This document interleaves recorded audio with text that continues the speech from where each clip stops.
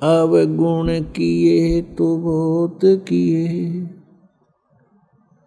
करत न मानी और बावे बंदा बख्श दियो, बावे गर्दन उतार।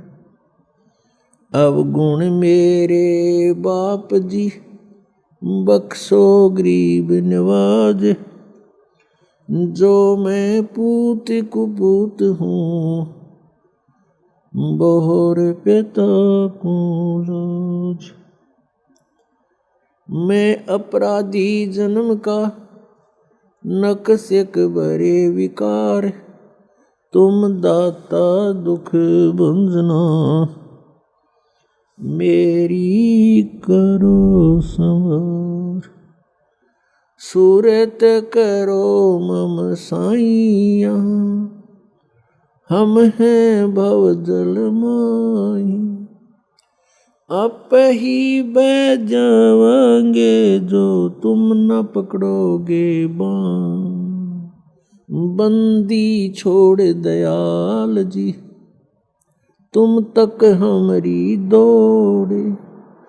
जैसे काग जहाज को सुहजत और न ठोर। परमपिता परमात्मा पूर्ण ब्रह्म सर्व सृष्टि रचनहार कुल मालिक कबीर परमेश्वर जी हम सभी आत्माओं के पिता हैं। जितने भी यहाँ 21 ब्रह्मांड के अंदर आत्माएं हैं, ये सभी उस परमेश्वर कबीर जी की आत्माएं हैं। अब यहाँ हम काल के लोक में रह रहे हैं। इस काल के लोक में प्राणी सुखी नहीं हो सकता, और हम यहाँ सुख की खोज कर रहे हैं। जिसके पास धन नहीं है वो चाहता है कि मैं धनवान हो जाऊं, सुखी हो जाऊंगा। जिसके पास संतान नहीं है वो सोचता है मुझे संतान प्राप्ति हो जावे, मैं सुखी हो जाऊंगा। कोई रोगी है वो ये सोचता है मैं स्वस्थ हो जाऊं फिर मैं सुखी हो जाऊंगा। कोई धनवान है वो ये सोचता है कि सुख तो इन राजा लोगों को होगा, और राजा लोग सोचते हैं कि सुख तो स्वर्ग में होगा। स्वर्ग के देवता इंद्र राजा जो हैं वो सोचते हैं कि सुख तो ब्रह्मा विष्णु महेश को होगा, हमें सुख नहीं। और ब्रह्मा विष्णु महेश को सुख बिल्कुल नहीं। उदाहरणार्थ जैसे भगवान श्री विष्णु जी के अवतार श्री रामचंद्र जी राजा दशरथ के घर जन्म लेकर के अयोध्या में प्रकट हुए। उनका फिर विवाह हुआ, विवाह होते ही वनवास हुआ। वनवास से उनकी धर्मपत्नी का अपहरण हुआ, फिर युद्ध हुआ, 12 वर्ष तक युद्ध हुआ। युद्ध तो 2-4 मिनट घंटे का बहुत हो जाता है। उसके पश्चात रावण का वध करके सीता जी को घर ले आए। कुछ ही दिनों के बाद, कुछ वर्षों के उपरांत किसी के व्यंग से सीता जी का परित्याग कर दिया, अपनी धर्मपत्नी का जो गर्भवती थी। स्वयं कहीं रहे, संतान कहीं रही। तो इससे सिद्ध है कि उस विष्णु जी को भी यहाँ सुख नाम की चीज नहीं। फिर वही विष्णु जी के अवतार श्री कृष्ण रूप में जेल में जन्म हुआ, मामा शत्रु हो गया। कभी जरासिंह, कभी शिशुपाल, कभी पूतना, कभी केसी आदि से उनको मरवाने का प्रयत्न जारी रहा। अंत में भगवान ने मथुरा को त्याग दिया। समुद्र में जाके एक टापू पर शरण ली। वहाँ एक द्वार की नगरी बना करके सारी सेना को वहाँ रख करके शेष जीवन वहां व्यतीत किया। उसके उपरांत अंत समय क्या हुआ भगवान श्री कृष्ण जी का, 56 करोड़ उनके वंशज हो गए थे। 56 करोड़ पोते परपोते, पुत्र, रिश्तेदार, नाती, और वो भी श्री कृष्ण जी के सामने सब मृत्यु को प्राप्त हुए। आपसी युद्ध हो गया दुर्वासा जी के श्राप से, और श्री कृष्ण जी के सामने पूरा कुल नाश हो गया। क्या वो प्राणी सुखी हो सकता है जिसके आगे सारे मर जाएं? तो यहां परमात्मा कबीर परमेश्वर जी हमें याद दिलाते हैं, भजन करो उस रब का जो दाता है कुल सब का। भजन करो उस रब का जो दाता है कुल सब का। उस परमेश्वर की भक्ति करो जो सबका मालिक है, सबका दाता है। श्रीमद् भगवत गीता अध्याय नंबर 15 के श्लोक 1 से 4 में यह बताया गया है कि ऊपर को जड़ वाला, नीचे को तीनों गुण रूपी शाखा वाला, ये उल्टा लटका हुआ संसार रूपी वृक्ष है। ऊपर को मूल जो जड़ें हैं वो तो समझो परम अक्षर ब्रह्म है, पूर्ण परमात्मा, वो सब का मालिक, और नीचे को तीनों गुण रूपी शाखा, रजगुण ब्रह्मा, सतगुण विष्णु, तमगुण शिव जी रूपी शाखाएं हैं। और जो संत इन उल्टे लटके हुए संसार रूपी वृक्ष के सभी विभागों को भिन्न भिन्न बताता है, स वेदवित, वो वेद के तात्पर्य को जानने वाला है, अर्थात वो तत्वदर्शी संत है। परमेश्वर स्वयं भूमिका करते हैं, सतलोक से चलकर यहाँ आते हैं। यहाँ के भगवान काल द्वारा फैलाया गया अज्ञान, उसका नाश करते हैं, अपने तत्व ज्ञान रूपी टॉर्च से उस अंधेरे को हटाते हैं। तत्व ज्ञान रूपी सूर्य का उदय करके अज्ञान रूप अंधकार को समाप्त करते हैं। वो उसमें यहाँ कुछ समय के लिए रहते हैं और अपनी अमृतवाणी को उच्चारण कर करके सुनाते हैं, जो बाद में लिपिबद्ध कर ली जाती है। परमेश्वर ने कहा था, अक्षर पुरुष एक पेड़ है, निरंजन वा की डार, और तीनों देवा शाखा हैं ये पात रूप संसार। जो हिस्सा जमीन से बाहर दिखाई देता है पेड़ का, वो तुरंत जमीन से बाहर जो मोटे वाला होता है उसको तना बोलते हैं, और जड़ें प्रोक्ष है, गुप्त है। तो मूल मालिक तो गुप्त है, प्रोक्ष है, उसका तो यहाँ के सदग्रंथों में जिक्र नहीं, वो तो स्वयं परमेश्वर ने आके बताई है अपनी महिमा। उस तने को समझो ये अक्षर पुरुष है, उसके तने के फिर मोटी डार होती है, उसको समझो सरपुरुष, सरपुरुष। और उस डार के फिर 3 शाखाएं हों, वो रजगुण ब्रह्मा, सतगुण विष्णु, तमगुण शिव जी जानो। श्रीमद् भगवत गीता अध्याय नंबर 4 के श्लोक नंबर 32 में कहा है कि जो श्लोक नंबर 25 से लेकर 31 तक जो भी साधनाओं का वर्णन किया गया है वो पर्याप्त नहीं है, लेकिन साधक अपनी अपनी साधनाओं को पाप नाशक ही मानते हैं।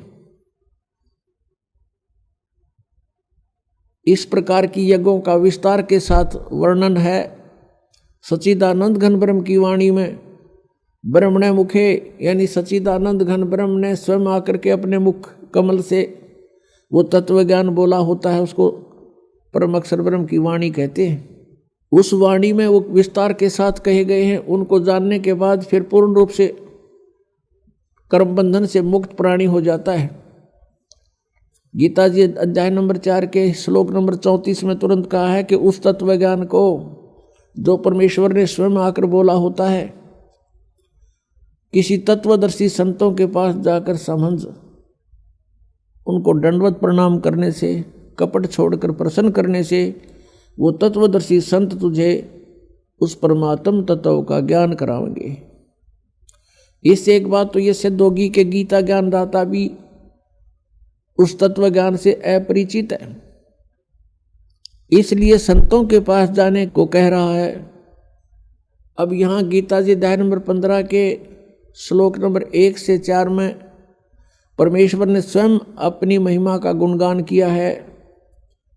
अक्षर पुरुष एक पेड़ है, निरंजन वा की डार, सरपुरुष जिसको कहते हैं, सरपुरुष वा की डार, और तीनों देवा शाखा हैं ये पात रूप संसार। अब गीता जी अध्याय नंबर 15 के श्लोक 4 में कहा कि उस तत्व ज्ञान की प्राप्ति के उपरांत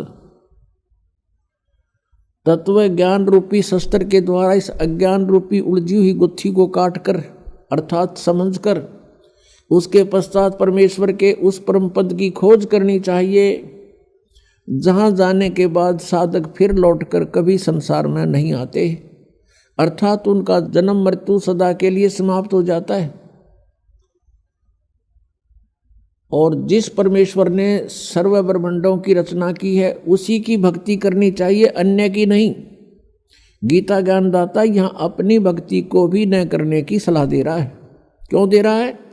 क्योंकि गीता जी अध्याय नंबर 4 के श्लोक नंबर 5 तथा 9 में, गीता अध्याय नंबर 2 श्लोक 12 में, गीता अध्याय नंबर 10 श्लोक 2 में ये स्वयं कहता, अर्जुन तेरे और मेरे बहुत जन्म हो चुके हैं, तू नहीं जानता मैं जानता हूं। इससे सिद्ध है कि गीता ज्ञानदाता की भी जन्म मृत्यु होती है। ये पूर्ण मोक्ष नहीं होता, ना इसकी साधना से पूर्ण मोक्ष हो सकता, और ये भी नाशवान है। इसलिए गीता ज्ञानदाता गीता अध्याय नंबर 18 के श्लोक नंबर 62 में कहता है कि अर्जुन तू सर्वभाव से उस परमेश्वर की शरण में जा जिसकी कृपा से तू परम शांति को और सनातन परम धाम को प्राप्त होगा। जब तक प्राणी जन्म और मृत्यु के अंदर है इसको शांति नहीं हो सकती, चाहे ब्रह्मा की पदवी पा ले, चाहे विष्णु की पदवी प्राप्त कर ले, चाहे शिव की पदवी प्राप्त कर ले, या छोटे मोटे राजाओं का तो अब कोई अस्तित्व नहीं है, जबकि ब्रह्मा विष्णु महेश तक की पदवी पर प्राणी सुखी नहीं है। इसलिए गीता जी अध्याय नंबर 7 के श्लोक नंबर 18 में गीता ज्ञानदाता कहता है कि जितने भी भक्त हैं, साधक हैं, जिन्होंने वेदों को जाना समझा और तत्वदर्शी संत ना मिलने से अपने आप निष्कर्ष निकाल लिया, ओम नाम को मोक्षदायक मान लिया और ब्रह्म को सुप्रीम पावर मान लिया, सुप्रीम गॉड मान लिया, इस भूल के कारण ये उदार आत्मा, नेक आत्माएं, ये ज्ञानी आत्मा है तो अच्छी नेक हैं, लेकिन मेरे वाली अनुत्तम गति में ही स्थित है। गीता ज्ञानदाता कहता है कि मेरे वाली गति यानी ब्रह्म की गति, ब्रह्म से मिलने वाले लाभ, ओम नाम से जो जाप होता है वो ब्रह्म का है, और ब्रह्म से जो लाभ है उसको कहते हैं वो मेरी गति है। गीता ज्ञानदाता ब्रह्म बोल रहा है श्री कृष्ण जी में, और ये भी अनुत्तम है, ये भी घटिया है, व्यर्थ है, क्योंकि जन्म और मृत्यु अर्जुन तेरे भी और मेरे भी सदा रहेंगे।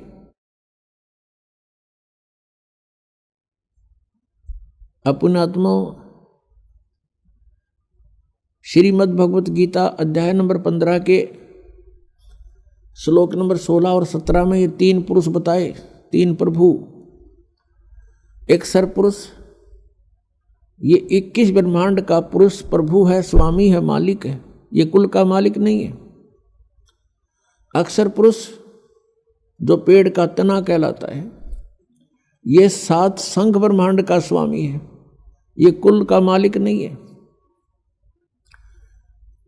गीता जी अध्याय नंबर 15 के श्लोक 16 में कहा कि सरपुरुष और अक्षर पुरुष ये 2 प्रभु प्रसिद्ध हैं, और इनके लोकों में तथा ये स्वयं जितने भी प्राणी हैं ये सभी नाशवान हैं, और जीवात्मा सभी की अमर है। इसलिए गीता जी अध्याय नंबर 15 के श्लोक 17 में तुरंत कहा है कि उत्तम पुरुष है तो अन्य परमात्मा इति उदाहरते,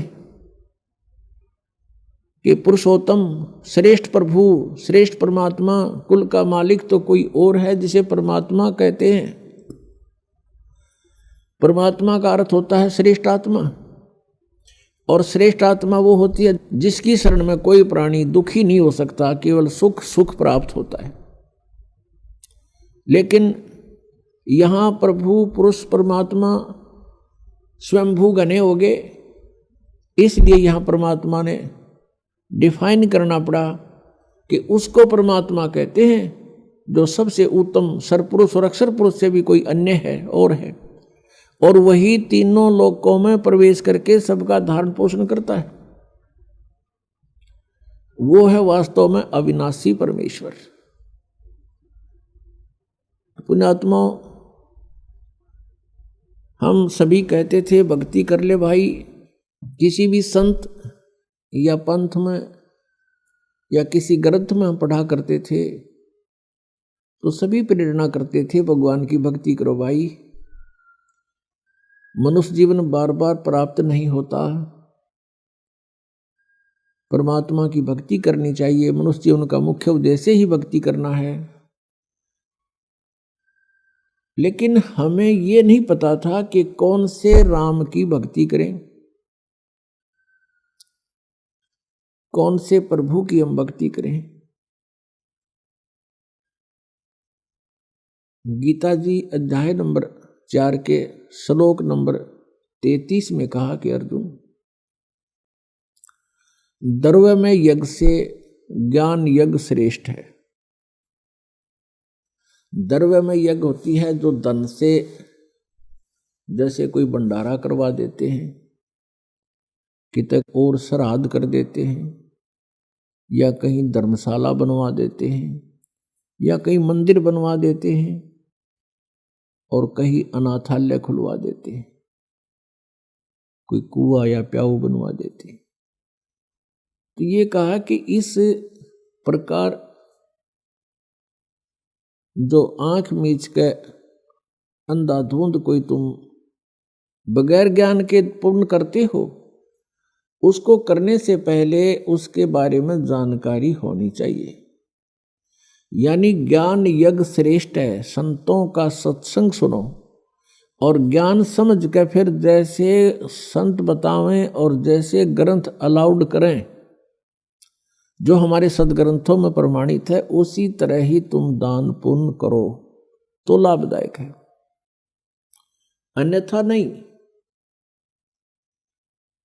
तो पुण्यात्माओं, हमने अपने सदग्रंथों को आधार मान कर अपनी साधना करनी पड़ेगी और तभी हम सफल होंगे,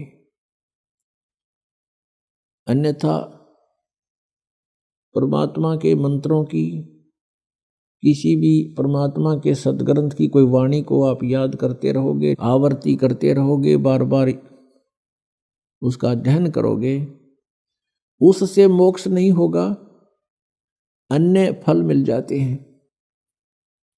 लेकिन वो फल अस्थायी होते हैं और मोक्षदायक नहीं होते, उससे मनुष्य जन्म का उद्देश्य पूर्ण नहीं होता। तो सबसे पहले हमने ज्ञान सुनना चाहिए कि कौन से परमात्मा की भक्ति करें। जैसे गीता ज्ञानदाता कहता है कि तू सर्वभाव से उस तत्ब्रह्म की शरण में जा। तत्ब्रह्म यानी उस परमात्मा की शरण में जा, उस परमेश्वर की शरण में जा। गीता ज्ञानदाता अध्याय नंबर 7 के श्लोक नंबर 29 में कहता है कि मैं जो ज्ञान दे रहा हूं कि तत्वदर्शी संत की खोज करो और तत्वदर्शी संत के बताए मार्ग अनुसार तुम साधना करो। उसके पश्चात मेरे इस ज्ञान का जो आश्रय कर लेता है, इसको शिरोधार्य करके तत्वदर्शी संत की खोज कर लेता है, और फिर वो व्यक्ति जो तत्ब्रह्म को जान लेते हैं और जो पूरे अध्यात्म ज्ञान से परिचित हो जाते हैं और जो सब कर्मों से परिचित हो जाते हैं, वे केवल जरा और मरण से छूटने का ही प्रयत्न करते हैं। जरा मीन वृद्धावस्था का कष्ट और मरण मीन मृत्यु। वो केवल इस बुढ़ापे के दुख से और मृत्यु के दुख से छूटने का ही प्रयत्न करते हैं। वो तत्ब्रह्म को जानते हैं, पूरे आध्यात्मिक ज्ञान से परिचित हैं और वो सभी कर्मों से भी परिचित है। तो गीता ज्ञान दाता से अर्जुन ने प्रश्न किया, गीता अध्याय नंबर 8 के श्लोक नंबर 1 में, कि किम तत्ब्रह्म किम अध्यात्म किम कर्म च पुरुषोत्तम। वो तत्ब्रह्म कौन है, वो क्या है वो तत्ब्रह्म, और क्या ये अध्यात्म है, और ये सभी कर्मों की जानकारी मुझे दीजिए। गीता ज्ञान दाता ने 8वें अध्याय के 3 श्लोक में उत्तर दिया है कि वो परम अक्षर ब्रह्म है, वो तत्ब्रह्म। जैसा अभी आपने आदरणीय गरीबदास साहिब जी की वाणी सुनी, भजन करो उस रब का जो दाता है कुल सब का। भजन करो उस रब का जो दाता है कुल सब का। जो सबका मालिक है, सबका दाता है, उसकी भक्ति करो, उसका भजन करो। गीता जी अध्याय नंबर 15 के श्लोक नंबर 16 और 17 में ये 3 पुरुष बताए। सरपुरुष, अक्षर पुरुष, ये तो नाशवान बताए हैं। इनके अंतर्गत जितने प्राणी हैं वो भी जन्म और मृत्यु के कष्ट से पीड़ित हैं। फिर 17वें में कहा कि ये लोग तिर्यमाविष्य विवृत्ति अवैश्वर है, जो तीनों लोकों में प्रवेश करके सबका धारण पोषण करता है। वो है वो अविनाशी परमात्मा, वो है सबका दाता। भजन करो उस रब दा जो दाता है कुल सबका। वो परम अक्षर ब्रह्म संसार रूपी वृक्ष की जो मूल हैं, जड़ हैं, जड़ों से पूरे पेड़ को आहार प्राप्त होता है। तो जितना भी आपका संस्कार शास्त्र विधि अनुसार बनता है, उन सभी कर्मों का फल भी उस परमेश्वर से ही प्राप्त होता है। उस परमेश्वर ने विधान बनाकर इस काल को दिया है, ये केवल इस विधान का पालन करता है, साथ में ये मिसगाइड भी करता रहता है कि ये प्राणी मेरे जाल में फंसे रहें। तो अब हमने ये चुनना है, ये सिलेक्ट करना है कि कौन से परमात्मा की हम भक्ति करें। जैसे कोई ब्रह्मा जी का उपासक है या श्री विष्णु जी की भक्ति करता है या श्री शंकर जी की साधना में रत है। अब ब्रह्मा जी का उपासक ब्रह्मा जी के लोक में जाएगा और वहां जाकर के प्रत्येक लोक में एक रेस्टोरेंट होता है, और उस रेस्टोरेंट के अंदर, जिसको स्वर्ग कहते हैं, उस स्वर्ग के अंदर ये प्राणी चला जाता है और इसके जितने भी पुण्य होते हैं वहां डिपॉजिट हो जाते हैं। और जब इसके पुण्य समाप्त हो जाते हैं, उसी समय उस प्राणी को वहां से धकेल दिया जाता है। जैसे जबरदस्ती यहां मृत्यु कर दी जाती है, ऐसे जबरदस्ती उसको वहां से वापस भेज दिया जाता है। और विष्णु जी का जो पुजारी है वो विष्णु के लोक में जाता है। विष्णु जी के लोक में भी ऐसे एक कॉमन रेस्टोरेंट है, वहाँ जो प्राणी जाता है उसके पुण्यों को वहाँ डिपॉजिट कर लिया जाता है, जमा कर लिया जाता है। और जब वो समाप्त हो जाते हैं, अपने पुण्यों से ही वो वहाँ सब कुछ सुविधाएं प्राप्त करता है। वो समाप्त होते ही उसकी वहाँ से मृत्यु हो जाती है, जबरदस्ती वहाँ से भेज देते हैं। और जो शंकर जी का पुजारी है, शिव जी के लोक में चला जाता है। वहाँ भी एक ऐसा ही कॉमन रेस्टोरेंट है, होटल है, स्वर्ग है। और वहाँ भी प्राणी अपने पुण्यों को क्षीण करके तुरंत ही फिर पृथ्वी लोक पर आ जाता है। ये बहुत कम समय होता स्वर्ग का इन भगवानों के लोकों में। एक कॉमन स्वर्ग है, कॉमन स्वर्ग, जो आम आदमी साधारण पुण्य करते रहते हैं, उनके भी कुछ स्वर्ग समय बन जाता है। उस कॉमन स्वर्ग का राजा जो है वो इंद्र होता है, और वहाँ भी प्राणी को अपने ही पुण्यों का भोग प्राप्त होता है। जैसे कोई होटल में रहता है तो अपनी जेब से ही सब खर्च खाता है, और जब वो पूंजी समाप्त हो जाती है अपने आप मुंह लटका के वहाँ से चल पड़ता है। इस प्रकार अपने पुण्यों का नाश करने का स्थान है ये स्वर्ग। और फिर उसके बाद एक महास्वर्ग है, महास्वर्ग जिसको ब्रह्मलोक बोलते हैं। उस महास्वर्ग अर्थात ब्रह्मलोक के अंदर ब्रह्म के पुजारी जाते हैं, ब्रह्म सरपुरुष के। जो भक्तात्माएं ये कहा करते थे कि हम अन्य देवताओं की पूजा नहीं करते, हम केवल ब्रह्म की पूजा करते, साधना करते, ओम नाम का जाप जपते, और वो अपने को सबसे उत्तम मानते थे कि हम सही साधना कर रहे हैं और ब्रह्म से ऊपर कोई प्रभु नहीं है। पुणात्माओं वो भी इनकम्प्लीट नॉलेज रखते थे, वो भी अधूरे ज्ञान पर आधारित थे। श्रीमद् भगवत गीता अध्याय नंबर 8 के श्लोक नंबर 13 में गीता ज्ञानदाता ये ब्रह्म बोल रहा है, श्री कृष्ण जी में प्रवेश करके ये कह रहा है कि ओम इति एकाक्षरम ब्रह्म व्यवहारन माम अनुसमरण ये परियाति तजन देहम स याति परमाम गतिम। मुझ ब्रह्म का केवल एक ओम मंत्र है, माम ब्रह्म मुझ ब्रह्म का। ओम यह एक अक्षर है, इति बस यही, नथिंग एल्स। और जो साधक उच्चारण करके श्रवण करता हुआ शरीर त्याग कर जाता है, सयाति परमाम गतिम, वो ओम नाम के जाप से जो भी इससे लाभ होती है वो परम गति ओम सतर की है, ओम के जाप के सतर की है। गीता जी अध्याय नंबर 8 के श्लोक नंबर 16 में कहा कि ओम ब्रह्म का जाप है और ब्रह्म के जाप से ब्रह्मलोक प्राप्त होता है।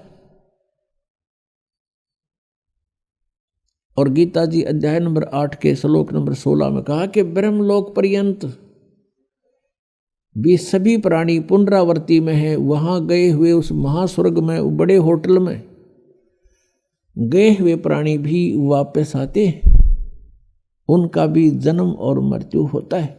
श्रीमद् देवी भागवत गीता प्रेस गोरखपुर से प्रकाशित 7वें स्कंद के 562 और 63 पृष्ठ पर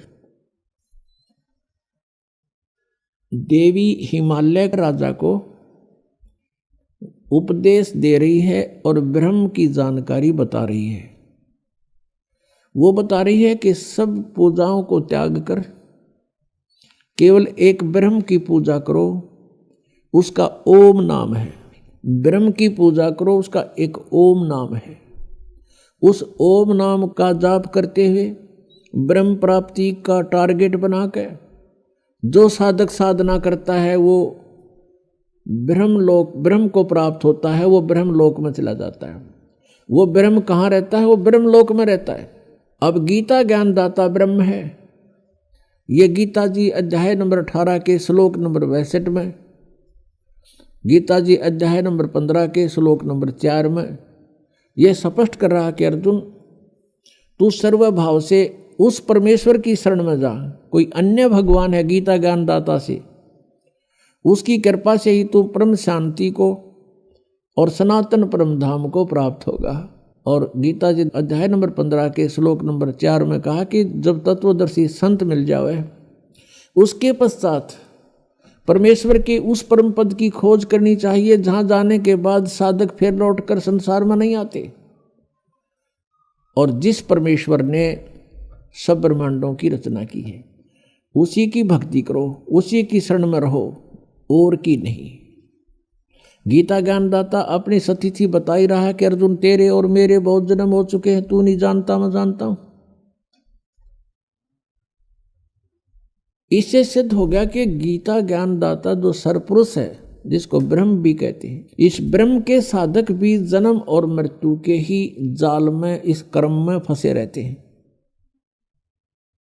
और जब तक प्राणी जन्म और मृत्यु के क्रम में है वो सुखी नहीं हो सकता, उसको परम शांति नहीं हो सकती। इसलिए गीता जी अध्याय नंबर 18 के श्लोक नंबर 62 में कहा है कि अर्जुन तू सर्वभाव से उस परमेश्वर की शरण में जा, उसकी कृपा से ही तू परम शांति को और सनातन परम धाम को प्राप्त होगा। और गीता जी अध्याय नंबर 15 के श्लोक नंबर 4 में स्पष्ट कर दिया कि उस परमेश्वर के उस परम पद की खोज करनी चाहिए जहां जाने के बाद साधक फिर लौटकर कभी संसार में नहीं आती। तो ये है वो पूर्ण मोक्ष। तो ये जो ब्रह्म तक की साधना करके अपने आप को ये समझते थे कि हम बहुत अच्छी उपलब्धि कर रहे हैं, ये भी जन्म और मृत्यु के इस चक्कर में पूर्ण रूप से फंसे हुए।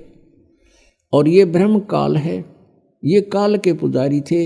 जितने भी ऋषि महर्षि हुए हैं ये सब ब्रह्म साधना करते थे। श्रीमद् भगवत गीता अध्याय नंबर 7 के श्लोक नंबर 1 से 5 में कहा कि अर्जुन अब मैं तुझे ऐसा ज्ञान सुनाऊंगा जिस ज्ञान को जानने के बाद कुछ भी जानना शेष नहीं रहेगा। गीता जी अध्याय नंबर 6, 7, 8, 9 तक 10 तक ही स्पष्ट किया है कि 2 प्रकृति हैं। एक तो ये दुर्गा है, यह तो चेतन प्रकृति है, और बाकी ये 5 तत्व और ये सब अंतःकरण अहंकार मिलाकर ये 8 विभागों में जो बटी हुई है ये मेरी जड़ प्रकृति है। और फिर ये कहा कि बलवानों का बल, बुद्धिमानों की बुद्धि मैं ही हूँ। अर्थात जब चाहे मैं जिसको ताकत दे दूँ, जब चाहे किसी को बुद्धि दे दूँ, जब चाहूँ उसकी ताकत को वापस अक्षीण कर दूँ, और जब चाहे उस बुद्धिमान की बुद्धि पर पर्दा डाल दूँ। पुण्यात्माओं, जैसे अर्जुन को काल ने शक्ति दे दी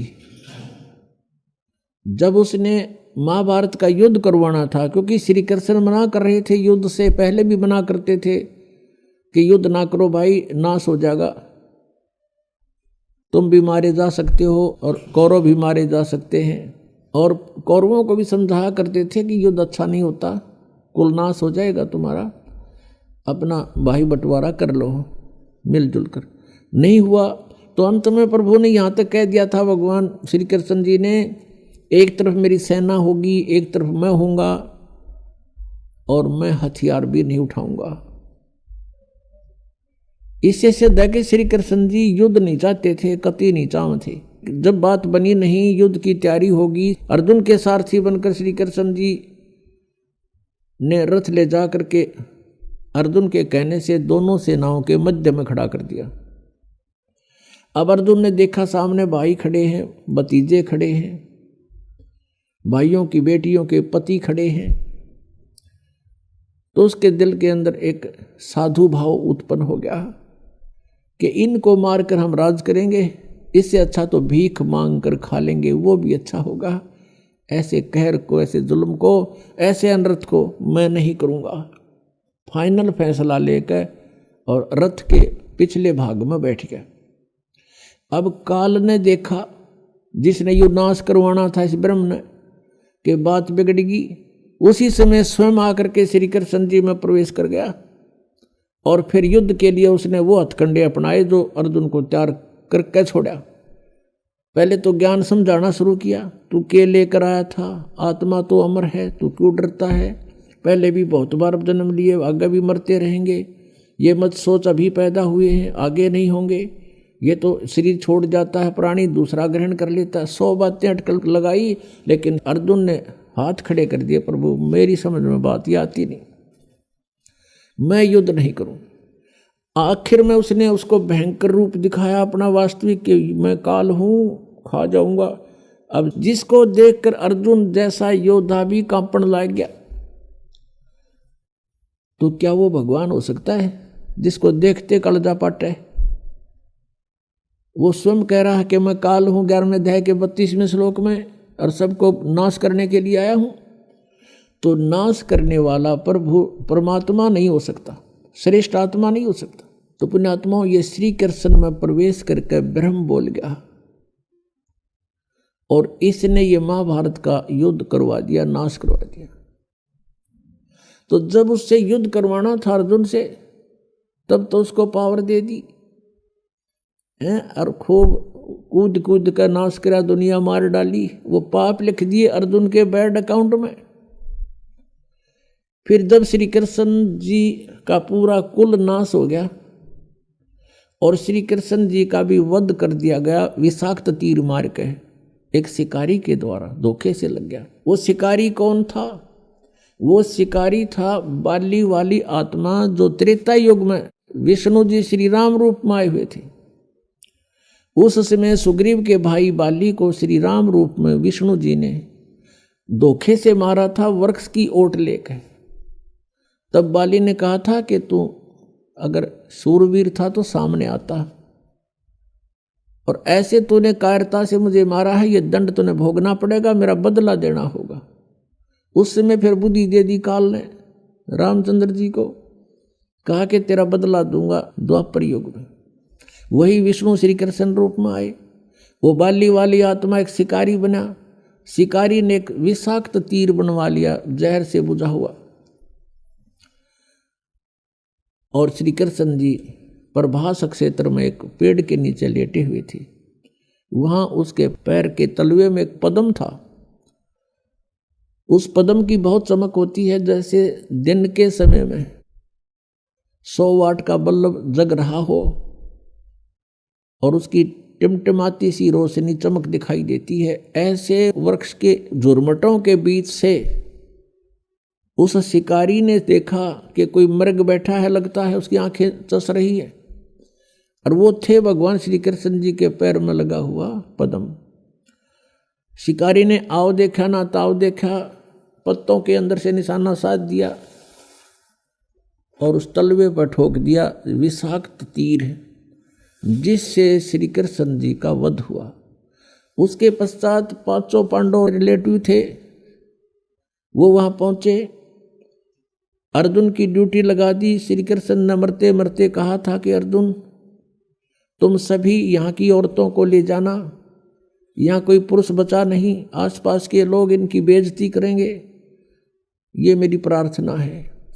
तो अर्जुन सभी गोपियों को, सभी औरतों को लेकर के वहाँ चल पड़ा था, और वही धनुष उसके पास था जिससे उसने महाभारत का युद्ध जीता था।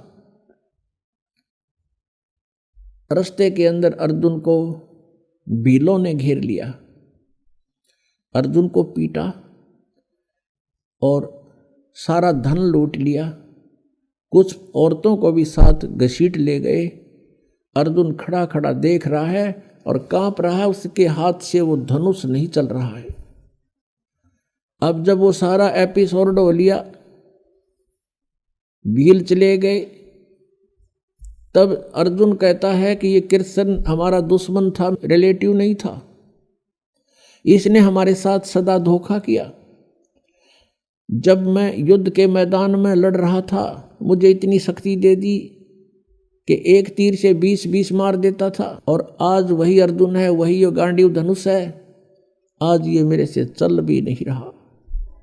यहाँ परमात्मा कहते हैं, कबीर परमेश्वर जी, कि मूल लखे नहीं मूर्खा, गिनते हैं क्यों डार, तुम इसकी जड़ को नहीं पहचान रहे, इसका ये मूल कौन है, जड़ कौन है इन कुकर्मों की। तो भगवान श्री कृष्ण छलिया नहीं थे, ये काल सब खेल करवा रहा है। ये कहता है बलवानों का बल, बुद्धिमानों की बुद्धि मेरे हाथ में है, जब चाहे बल प्रदान कर दूं, जब चाहे मैं छीन लूं। जिसमें श्री रामचंद्र जी वनवास में थे, सीता जी का अपहरण हो गया था, उनकी धर्मपत्नी का, वो लिपट लिपट कर पेड़ों से और वन के वन्य जानवरों से रो रहे थे, पूछ रहे थे मेरी सीता को देखा। ऊपर से भगवान शिव और पार्वती भी झांक रहे थे। भगवान शिव ने प्रणाम किया क्योंकि ये उनके बड़े भाई हैं। पार्वती ने देखा कि आप किसको प्रणाम कर रहे हो। भगवान शिव ने कहा कि नीचे भगवान विष्णु हैं, राम रूप में मैं उनको प्रणाम कर रहा हूं। पार्वती कहने लगी भगवान होकर रोए, मैं तो नहीं मानती ये विष्णु जी हो सकते हैं, मैं इसकी परीक्षा लूंगी।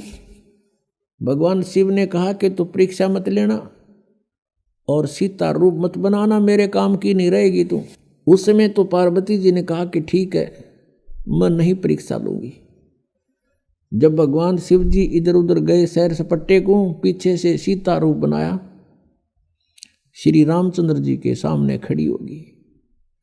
अब रामचंद्र जी ने उस समय पार्वती जी को पहचान लिया, क्योंकि काल ने उसकी बुद्धि ऑन कर दी और पहले ऑफ कर दी। अपनी पत्नी का तो न्यों पता ना हुआ, ले गया कौन उठा के, और फिर वो ज्योतिषी हो गया, भविष्य का वक्ता हो गया। एकदम पहचान लिया कि तू तो पार्वती है। ये दक्ष पुत्री यहाँ कैसे आ गई, भगवान शिव को क्यों छोड़ आई। वो शर्मिंदा हुई, आके भगवान शिव से कहा कि सचमुच वो तो सचमुच विष्णु जी हैं, आप ठीक प्रणाम कर रहे थे। तो शिव जी बोला कर दिया काम, ले ली परीक्षा। हंसने लगी, नीचा मुंह कर लिया। तो उस दिन से उसने भगवान शिव ने कहा कि तू आज मेरे काम की नहीं रही, क्योंकि तूने मेरी माँ का रूप बना लिया। बड़े भाई की पत्नी माता के तुल्य होती है, कि तूने मेरी माँ का रूप बना लिया, मेरे काम की पत्नी रूप में नहीं रही। तो पुण्यात्मा युग काल के इसे बखेड़े हैं। अब उस पार्वती ने सोचा कि यो पक्का है जद का। अब यो मुंह तो बोला नहीं, बोलना बंद कर दिया। कई दिन तो रही उसके साथ, फिर वो बात ही नहीं कर रहा, मुंह फेर कर बैठ जाता है। पार्वती ने सोचा यो तो नरक हो गया, घर नहीं रहा। तो बेटी को फिर कुछ दिखाई नहीं देता, अपना पीहर दिखाई देता है माय का। उन्होंने सोचा अपने माँ के चलती हूँ, कुछ दिन इसकी बुद्धि ठिकाना आ जाएगी। अब वो आ गई राजा दक्ष के घर पे, अपने पिता के घर पे। उधर से राजा दक्ष के घर पर एक यज्ञ चल रहा था, धार्मिक अनुष्ठान हो रहा था। और धार्मिक अनुष्ठान में ये नियम था उनका, ब्राह्मणों का बनाया हुआ, ऋषियों का, जब कोई राजा या कोई अनुष्ठान करवाता है तो सभी बेटियों को, रिश्तेदारों को अवश्य आमंत्रित किया जाता है। तो राजा दक्ष ने अपने सभी दामादों को आमंत्रित किया हुआ था, लेकिन शिव को और पार्वती यानी उस शक्ति को नहीं आमंत्रित किया था, अपनी पुत्री को। कारण क्या था कि भगवान शिव के साथ उसने, गिरिजा ने अपनी मर्जी से विवाह किया था। राजा दक्ष इस विवाह के पक्ष में नहीं था। बहुत विरोध भी करने के बाद इस गिरजा ने भगवान शिव से विवाह करके चली गई थी। इससे अक्षुब्ध होने के कारण पार्वती को और शिव को नहीं बुलाया था। तो पार्वती ने घर पे देखा कि सभी बहन आई हुई हैं और उनके पति भी आए हुए हैं, उनका उचित आसन दे रखा है, सबका प्रतिदिन का भाग भी उनको समर्पित कर रखा है। जैसे पंडित आपने देखा होगा ना, पंडितों का सांग न्यारा होता है। जैसे विवाह कराते हैं, फेरे कराते हैं, कहेंगे करके दो सुबह सुबह दर दे 11 रुपये, फिर सुबह सुबह 21 वहाँ रख दे, 22 उसको दे दे, 5 उसके हाथ में दे दे, फलाने का तिलक कर दे, ये न्यू रखा करें। तो ऐसे ही वहाँ कर रखा था कि प्रतिदिन जितने भी वो दामाद आए हुए थे सबको जो हिस्सा होता था 500 रुपये इनको दे दो, वहाँ रखे जाते थे उनके सामने। तो ऐसा किया जा रहा था। भगवान शिव का कहीं आसन भी नहीं था, और जो बहनों के बटेऊ यानी पति नहीं आए हुए थे पार्वती की बहनों के, उनका आसन लगा रखा था, उनका हिस्सा फिर भी वहाँ रखा जा रहा था, उनका स्थान निर्धारित अलग से किया हुआ था। शिव का वो भी नहीं था। तो पार्वती अपनी माँ के पास गई। अब बेटी का माँ के ऊपर जोर चला कर अपनी माँ से जाकर कहा कि माँ, तुमने सभी मेरी बहनों को बुला लिया और उनके पति भी आए हुए हैं, लेकिन आपने अपने दामाद को नहीं बुलाया, ना हमें आमंत्रित किया। तो माँ ने कहा, बेटी मैंने तो तेरे पिताजी से बहुत कहा, लेकिन ये अपनी जिद पर अड़ा हुआ है और गलती बेटी तेरी भी है। तूने अपने पिता की आज्ञा का उल्लंघन करके विवाह किया है, जिससे वो अशुभ है। ना तो मेरी वो मानता और ना मेरी तू मानती, मेरा आगे जिक्र मत। अब पार्वती को बड़ा दुख हुआ। फिर वो अपने पिता के पास गई और पिता से प्रणाम करके कहा कि पिताजी, आपने अपने दामाद को आमंत्रित क्यों नहीं किया और सभी को कर रखा है। राजा दक्ष ने कहा कि तेरे को किसने बुलाया है, तू आई क्यों यहाँ पर, बिना बुलाए नहीं आना चाहिए था तुझे। तूने अपनी मर्जी से ये सारा काम किया है, मैं उसके दर्शन भी नहीं करना चाहता। ऐसे पागल के जिसके गले में सांप पड़े हो, मैंने अपनी बेइज्जती करवानी है यहाँ अपने समाज में, और तो भी मत आना, यहाँ से निकल जा वापस। अब इस बात से वो बहुत दुखी होगी। कौन? वो पार्वती। उसने देख लिया कि ना शिव जी वहाँ मेरा ठिकाना रहा, यहाँ पिताजी ने धिक्कार दिया मुझे, तो अब और कोई विकल्प नहीं रहा। अब उसने गुस्सा आ गया कि मैं तेरे यज्ञ कराती हूँ सफल। उस हवन कुंड में ये क्या करा करते ये ब्राह्मण लोग। ब्राह्मण का अर्थ कोई जाति विशेष नहीं, जो गुरु पद प्राप्त है उसको ब्राह्मण कहते हैं। जो ब्राह्मण सोए जो ब्रह्म पहचाने, ये ब्रह्म तो पहचाना नहीं था, लेकिन ये नकली ब्राह्मण जरूर प्रसिद्ध हो रहे थे गुरु रूप में। तो वो क्या करते थे, एक नया अपना दिखाने के लिए पूरा एक बहुत बड़ा हवन कुंड बना देते थे, बहुत बड़ा 8 फुट गहरा और 10 बाई 10 का चौड़ा, उसमें घेर कर लकड़। राजा का घी कौन सा करते डालना था, बरबर कड़छर कटोरे भर गहरा, स्वाहा स्वाहा, वो बक्कड़ पाट रहा पूरा डीक बड़ा उसमें। वह पार्वती उस कुंड में, हवन कुंड में कूद गई और जड़गी सारी।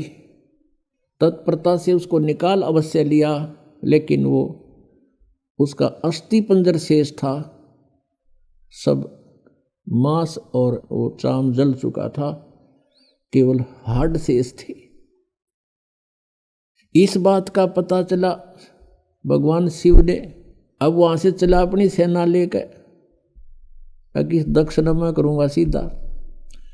अब इस बात का पता चल गया दक्ष को कि भगवान शिव चल पड़े अपनी पूरी गणों को लेकर के। उधर से जो आए हुए थे अतिथि, उनमें ब्रह्मा जी और विष्णु जी भी उपस्थित थे। अब जब उनको न्यू पता चला कि शिव जी आ रहे हैं पूरी सेना के साथ, तो भगवान विष्णु भी खिसकन लगे और ब्रह्मा जी भी खिसकन लगे। ब्रह्मा जी तक खिसके गए, कंते कंते भी चले गए, वगैरह कौन मरे सिर फुड़वा के। दक्ष ने भगवान विष्णु से हाथ जोड़कर कहा, आपको मैंने संरक्षक रूप में बुला रखा था, मेरी यज्ञ संपूर्ण हो तब तक आपको आमंत्रित था, आप मेरी रक्षा के लिए आए थे, आप भी जा रहे हो। विष्णु जी ने मना किया कि नहीं, मैं जा रहा हूं, नहीं रुक पाऊंगा।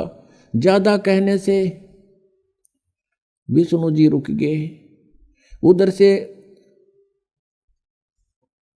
शिव जी ने अपना एक गन तैयार किया अपनी जटा से, अपने मंत्र सिद्धि से, और उसको भेज दिया भैरव को कि जा तू उनके साथ युद्ध कर, मैं आ रहा हूं पीछे पीछे, पहले तू समार उन्हें। भगवान विष्णु का उसका युद्ध हुआ। विष्णु जी युद्ध में पराजित होकर के भाग गए छोड़कर। उधर से भगवान शिव आ गया। शिव जी ने राजा दक्ष की नाड़ काट दी, गर्दन काट दी। ये तो लंबी कहानी है। फिर और वो कहते हाथ पांव जोड़े, उसने रहम आ गया, एक बकरे की गर्दन उसका दक्ष का ला दी, बकरे का मुंह कर दिया ऊपर से। अब जब तक इनके श्वास हैं तो ये भगवान उनको एज इतना लाभ दे सकते। फिर क्या देखा अब पार्वती को वहां जला हुआ देखा। भगवान शिव में मोह का सागर उमड़ गया। जब तक मुंह फेर कर सोया था और अब उस जले हुए कंकाल को सीने से लगा लिया उठा के, और पार्वती पार्वती पार्वती पागल सा होकर न घूमो जंगला में गए, नाना ने दौड़ा। कहते 10,000 वर्ष तक ऐसे भटकता रहा और उस अस्थि पिंजर को साथ सीने से लगा रहा पार्वती जान के। कहते हैं फिर भगवान ने देखा कि ये तो बिल्कुल मोह के अंदर पागल हो चुका है। कहते हैं सुदर्शन चक्र से उस अस्थि पिंजर के यानी पार्वती वाले उस बॉडी के हड्डों को सुदर्शन चक्र से छिन्न भिन्न कर दिया। कहते हैं जहां आंख पड़ी वहां नैना देवी, जहां धड़ गिरा वहां वैष्णो देवी, जीभ गिरी वहां ज्वाला देवी के मंदिरों की स्थापना होगी। अपुणात्माओं ये जैसे वैष्णो देवी का मंदिर, ज्वाला जी का मंदिर और जैसे नैना देवी का मंदिर, ये जो मंदिर होते हैं ये यादगार होती हैं।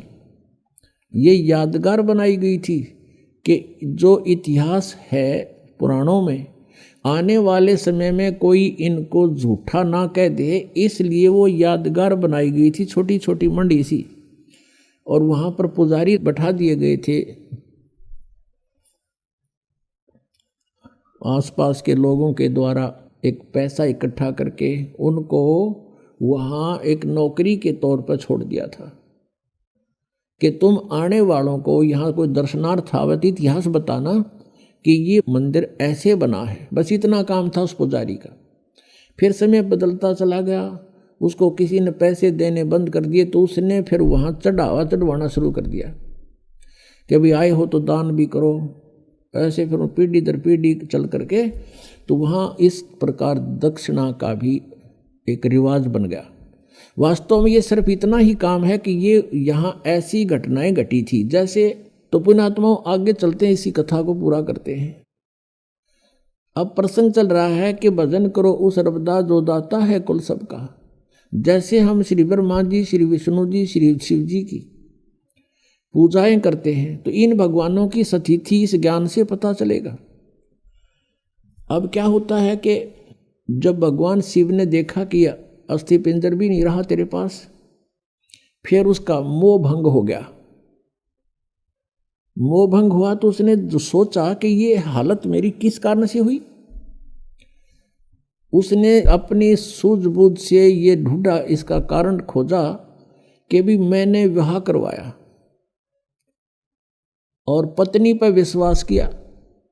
मेरी पत्नी ने मेरे से विश्वासघात किया, मेरे से पीछे से जाकर के एक परपुरुष से इसने बात की और अन्य रूप धारण कर लिया। ये कुछ भी कर सकती थी, जिस कारण से वो अक्षुब्ध हो गया और उससे बात करनी बंद कर दी कि मैं तेरे ऊपर बहुत विश्वास करता था, तू भी विश्वासघातन निकली, तो मैं किस पे विश्वास करूं। इस निष्कर्ष से भगवान शिव ने सोचा कि मैंने विवाह करवाया तो पत्नी में मोह हुआ